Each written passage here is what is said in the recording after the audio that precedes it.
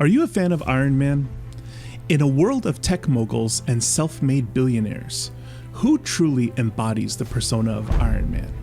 Most people would immediately point to Elon Musk.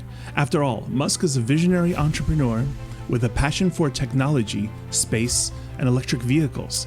And those are traits that closely align with Tony Stark. But what if I told you that when Marvel's Stan Lee created Iron Man in 1963, the character was actually inspired by someone else? Stan Lee actually based Iron Man and his father on Howard Hughes, a real-life figure whose life and ambitions align even more closely with the Tony Stark character than anyone else. Hughes wasn't just a visionary, he revolutionized aviation and technology, developed military weapons, and had a well-documented history of dating dozens of Hollywood's most glamorous actresses. These traits were key inspirations for the creation of the Tony Stark character and his backstory. What's going on, guys? We're going to be continuing our business stories told by a business professional. So today we're going to be diving into the life of Howard Hughes. So exactly who is Howard Hughes? What are you? Genius, billionaire, playboy, philanthropist. Yeah, that's about right.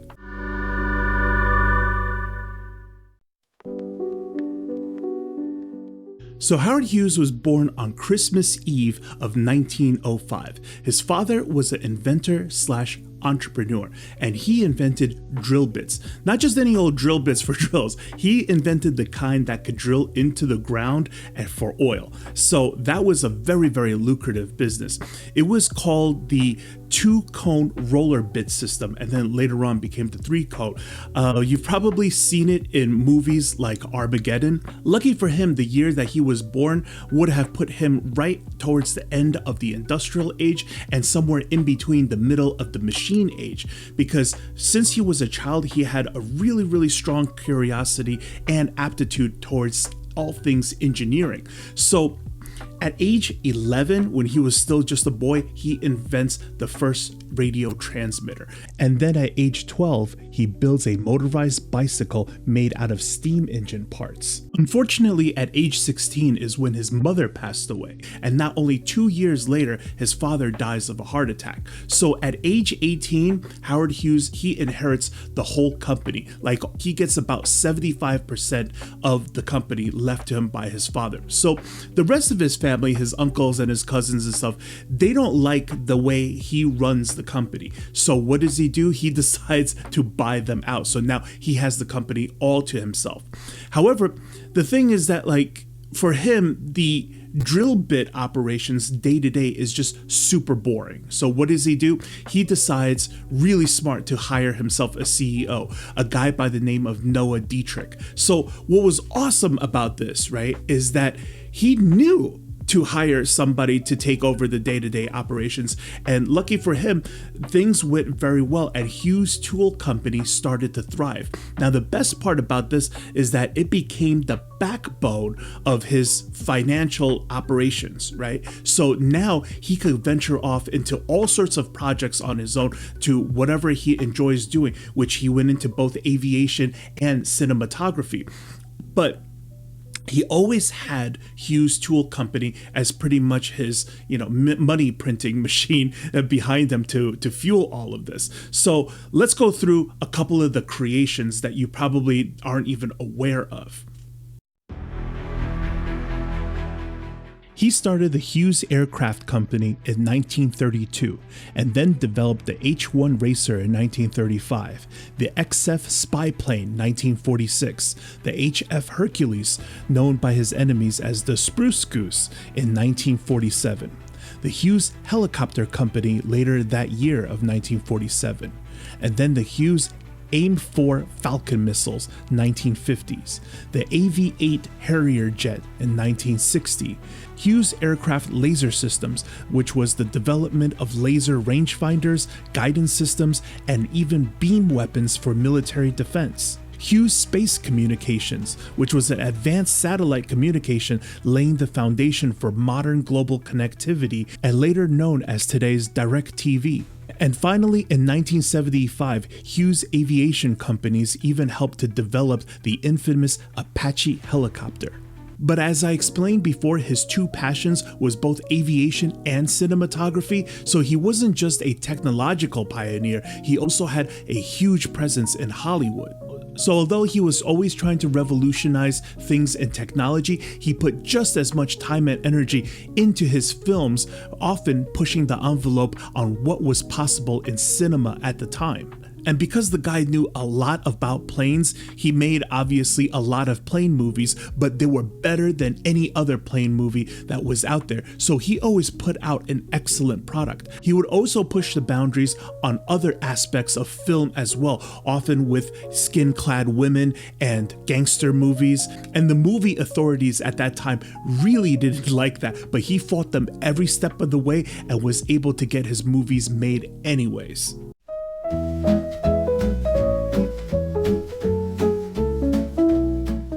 So here is a list of well-known movies that he did at the time. 1927, Two Arabian Nights. 1928, The Racket. 1930, Hell's Angels. 1931, The Front Page. 1932, Scarface. 1943, The Outlaw. 1951, The Flying Leathernecks. 1952, The Las Vegas Story. 1956, The Conqueror. And 1957, Jet Pilot. So of all of the movies that he's ever created, the most prominent one was most likely Hell's Angels. And the reason is because all the money that he spent on this, he nearly went broke because he put his golden goose up in the line, the Hughes Tool Company, in order to fund this movie. Now, at the time, he spent close to $4 million, and adjusted for today's money, that would have been equal to $75 million that he actually spent on this thing. So what was crazy about it is this: because by the time he finally got done with the movie, movies started to be released with sound. So after he saw that, he was like, oh my God, I can't release this thing anymore. Turns out that the lead actress that was in the original Hell's Angels, she didn't speak English that well. So he recasted her with Jean Harlow and then reshot the whole movie again. And that's why it cost so much money. But the one thing that I've noticed is that a lot of other documentaries seem to gloss over the fact that he didn't just blindly do all of this, right? True, he did spend a lot of money making this film, but he did have success in a couple of movies prior to this, and that's why he was so confident of himself. In fact, the first movie on the list in 1927 called Two Arabian Nights, the director actually won an Oscar for this. So with all the glitz and glamour of Hollywood, Howard Hughes had his fair share of women. If you thought guys like John Mayer or Brad Pitt or Keanu Reeves or even that Pete Davidson guy was dating a lot of famous Hollywood chicks, listen, if you go on Ranker and look up Howard Hughes, he's got like 50 girls on the list. So we're not going to go through all of his love interests because then we'll be here forever, but the most prominent ones are Ava Gardner, Katharine Hepburn, Rita Hayworth, Jean Harlow, Ginger Rogers, Betty Davis, Jean Peters, Jane Russell, Yvonne DiCarlo, and Marilyn Monroe. So one of the funniest things to me about reading this list is that it literally sounds like the lyrics to Madonna's Vogue, doesn't it? Now, despite having all these lovers in his life, he actually never had any children, which in my mind is also kind of an accomplishment, right? Because you're talking about birth control like back in the 1930s and 40s. So I would imagine that having taken on so many different women and not having an accident, not even once, is kind of also an achievement of its own. So moving on to Howard's middle ages, when he was in his 40s, he actually started to ask every single woman he's ever met to marry him. Now, despite all of these marriage proposals, he's only actually been married twice, and he's been divorced twice. Now, both times the women have said that it's because they hardly ever see him. More oftentimes than not, they only got to speak out to him on the phone. So despite all of the girlfriends and women and wives that he's had in his life, he actually didn't spend a lot of time with them. And because of that, he was working most of the time, which led to a lot of achievements, more achievements than you could imagine. So let's dive into a list of crazy things that he's actually accomplished. In 1927, Two Arabian Nights wins an Academy Award for Best Director. He then goes on to set the world airspeed record for being the fastest man alive, going 352 miles per hour in his H-1 racer. He immediately receives the Harmon Trophy for this the next year in 1936. In 1937, he sets a new transcontinental airspeed record by flying coast to coast in just under 7.5 hours. He then sets a new world record for flying around the world in 91 hours. He then receives the Collier Trophy for aeronautical achievements for all he's done in aviation. In 1940, he's then on the cover of Time magazine. And that same year, he takes his Trans World Airlines TWA into a commercial airline industry.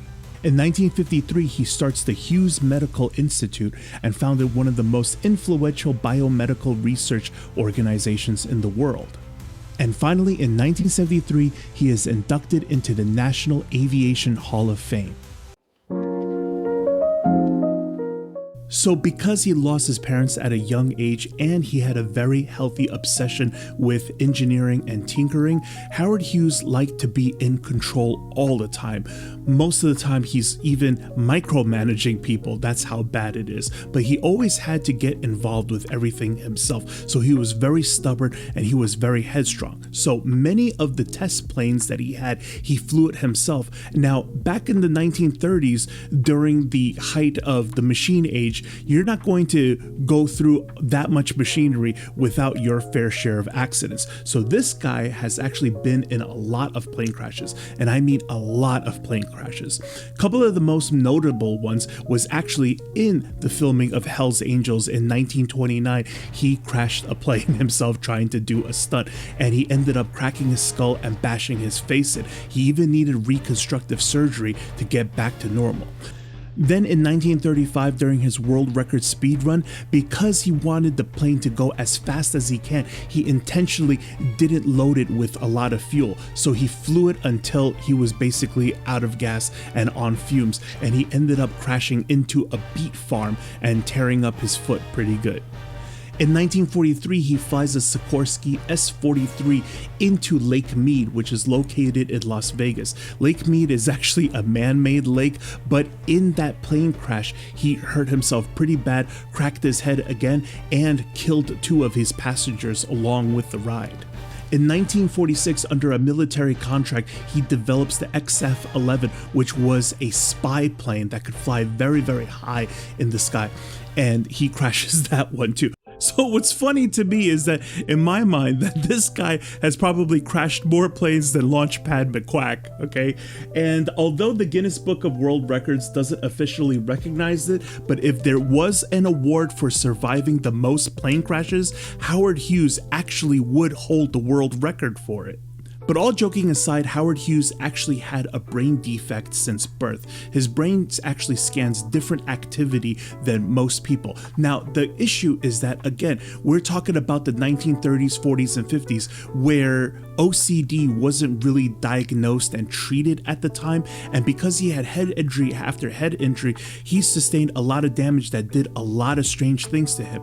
Sure, maybe he always was going to be an eccentric billionaire, but we don't know that because of all the injuries that he sustained. Okay, so this is going to be the fun part of the video. So I have in front of me a couple of stories to highlight all the quirks about him that makes him super weird and eccentric, okay? And these are some pretty really wild stories. So by 1966, he moved out to Las Vegas, and he just didn't live in his homes and his mansions, even though he owned a lot of properties.